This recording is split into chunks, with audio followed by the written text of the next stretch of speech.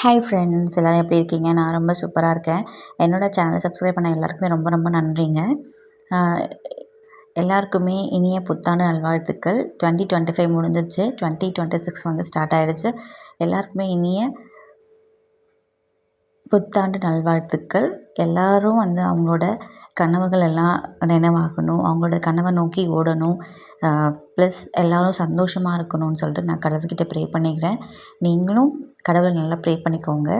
இன்றைக்கி புத்தாண்டதுனால வந்து ஒரு சிக்கன் பிரியாணி ட்ரை பண்ணலான்னு சொல்லிட்டு அது செஞ்சிட்ருந்தேன்.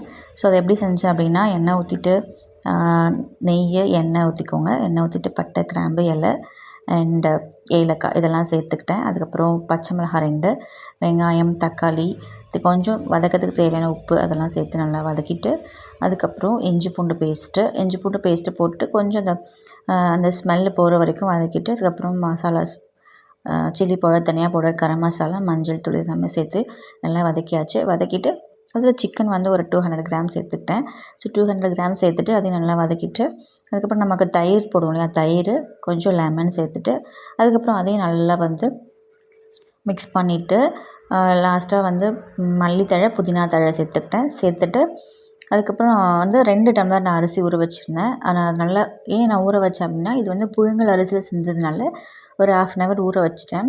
ஊற வச்ச அரிசி நம்ம அதில் சேர்த்துக்கலாம். சேர்த்துட்டு ப்ளஸ் ஒரு 2 டம்ளருக்கு நம்ம யூஸ்வலாக 4 டம்ளர் ஊற்றுவோம்.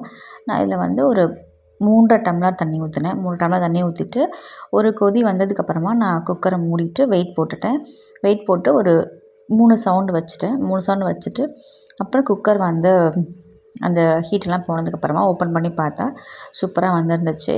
ஸோ இன்றைக்கி நான் பிரியாணியோட இந்த புத்தாண்டை வந்து செலிப்ரேட் பண்ணேன். ஸோ பிரியாணி ரொம்ப சூப்பராக வந்துச்சு.